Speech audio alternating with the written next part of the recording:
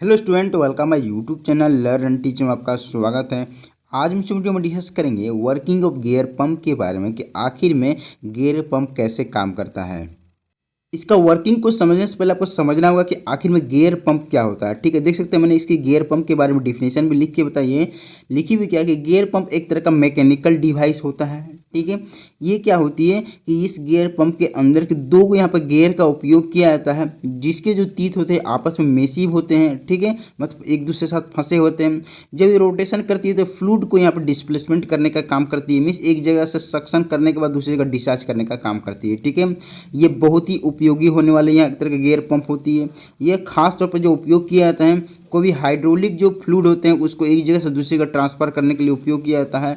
Hydraulic fluid मतलब कहने का मतलब है जो हाई विस्कोसिटी वाले जो होते हैं, मतलब कहने का मतलब बहुत चिपचिपाहट वाले जो तेल होते हैं, कोई भी मोबिल है, कोई भी यहाँ पे पेट्रोल है, डीजल है, तो इस टाइप के जितने भी टाइप के जो यहाँ फ्लूइड होते हैं, कोई भी अगर पेंट अगर बात करते हैं केमिकल पेंट का भी, तो काफ़ी चिपचिपाहट वाले तेल होते हैं, तो उसको यहाँ पे एक जगह से दूसरी जगह डिस्प्लेसमेंट करने का काम करता है, हमें एक जगह से दूसरी जगह पहुँचाने का काम करता है। ठीक है, इसको यहाँ पे देख सकते हैं 1600 ईस्वी में इसे इन्वेंटेड किया गया था जोन्स केपलर के सहयोग से। अगर इसके हम टाइप के बारे में डिस्कशन करते हैं तो इसके मुख्य रूप से दो टाइप होते हैं। पहला होती है एक्सटर्नल गियर पंप और दूसरी होती है इंटरनल गियर पंप। ठीक है, अब समझते हैं इसका कंस्ट्रक्शन के बारे में कि आखिर में गियर पंप कैसे बना होता है, कौन कौन पार्ट के क्या क्या नाम होते हैं। देखिए, सबसे पहले क्या होती है, गियर पंप को बनाने के लिए यहाँ पे दो गो स्पर गियर का उपयोग किया जाता है। पहला जो गियर होती है एक तरह का ड्राइवर गियर बोलते हैं, और दूसरी जो गियर होती है इसे एक तरह का ड्रीवन गियर बोलते हैं। ठीक है, जो ड्राइवर गियर होती है उसे ड्राइवर गियर इसलिए बोलते हैं क्योंकि वो रोटेशन करती है, तभी जाके अपोजिट वाली यहाँ पे गियर को रोटेशन कराती है। ठीक है, जो ड्राइवर गियर है वो ड्राइवर शाफ्ट के साथ कनेक्ट होती है, जो ड्राइवर शाफ्ट है वो मोटर साथ कनेक्ट होती है। ठीक है, अब क्या होती है, जो ड्राइवर गियर है उसके जो तीत होते हैं आपस में मेसिंग होते हैं, किसके साथ, ड्रीवन गियर के साथ, मतलब फंसे हुए होते हैं, तभी जाके एक दूसरे को रोटेशन कराते हैं। ठीक है, जो ड्रीवन जो गियर है उसको जो बीच में जो इसकी जो शाफ्ट होती है बूस के साथ ही रोटेशन करती है फ्रीली। ठीक है, यहाँ जो दोनों गियर का जो उपयोग किया जाता है, दोनों को जो डायमीटर होती है इक्वल होती है और इक्वल नंबर ऑफ टीथ होते हैं, तभी जाके एक दूसरे को रोटेशन करा पाती है अच्छी तरीके से और लिक्विड को डिस्प्लेसमेंट कर पाती है। ठीक है, अब क्या होती है, इसके ऊपर केसिंग कर दी जाती है। देख सकते हैं इसको केसिंग बोलेंगे, जो कास्ट आयरन मटेरियल से बनी होती है, काफ़ी हार्ड मटेरियल से बनी होती है। ठीक है, ये केसिंग के अंदर दो गो पोर्ट होती है। सबसे पहला पोर्ट होती है सक्शन पोर्ट, जहाँ से लिक्विड इसके अंदर जाती है। ठीक है,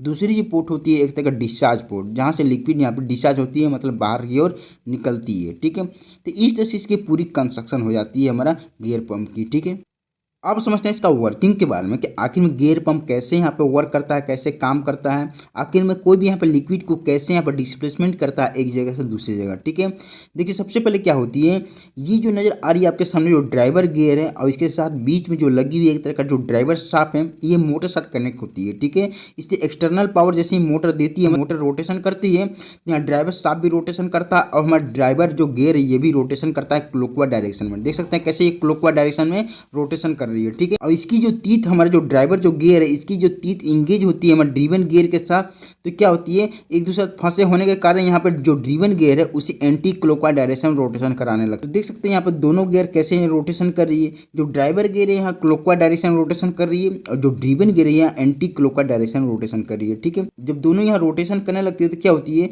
जो सक्शन जो पोर्ट है, ठीक है, वहाँ जो पोर्ट के पास क्या होती है, एक वैक्यूम क्रिएट होने लगती है।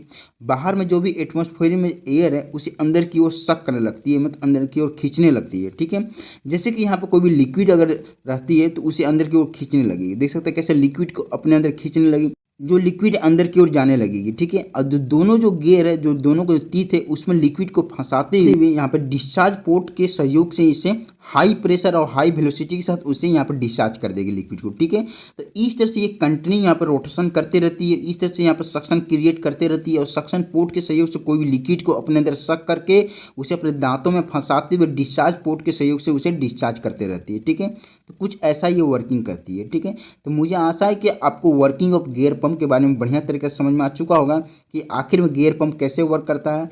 तो वीडियो देखने का थैंक यू।